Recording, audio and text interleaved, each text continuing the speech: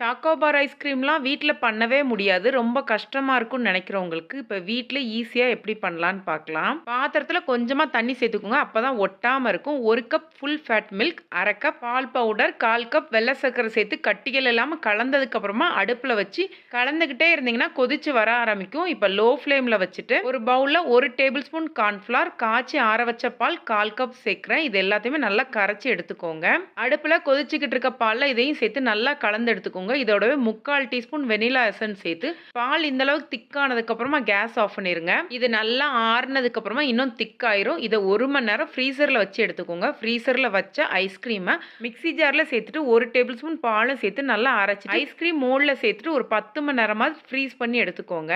Ice cream நல்லா set ஆனதுக்கு அப்புறமா சாக்லேட்டை டபுள் பாயில் மெத்தட்ல மெல்ட் பண்ணிக்கோங்க. இதோடவே 1 டீஸ்பூன் தேங்காய் எண்ணெய் சேர்க்கும்போது சாக்லேட் நல்லா ஷைனிங்கா இருக்கும். மெல்ட் ஆன சாக்லேட்டை ஒரு பாத்திரத்துல மாத்தி ரூம் டெம்பரேச்சருக்கு வர வச்சிருங்க. ஐஸ்கிரீம் மோல்ட்ல இருந்து அப்படியே எடுத்தீங்கன்னா வெண்ணிலா ஐஸ்கிரீம் தயாராயிடுச்சு. இதை நீங்க அப்படியே வெண்ணிலா ஐஸ்கிரீமாவும் சாப்பிட்டுக்கலாம். இல்ல இந்த மாதிரி சாக்லேட்ல டிப் பண்ணி எடுத்துக்கலாம். சாக்லேட்டை டிப் பண்ணும்போது வெண்ணிலா ஐஸ்கிரீம் நல்லா ஃப்ரீஸ் ஆயிருக்கணும்.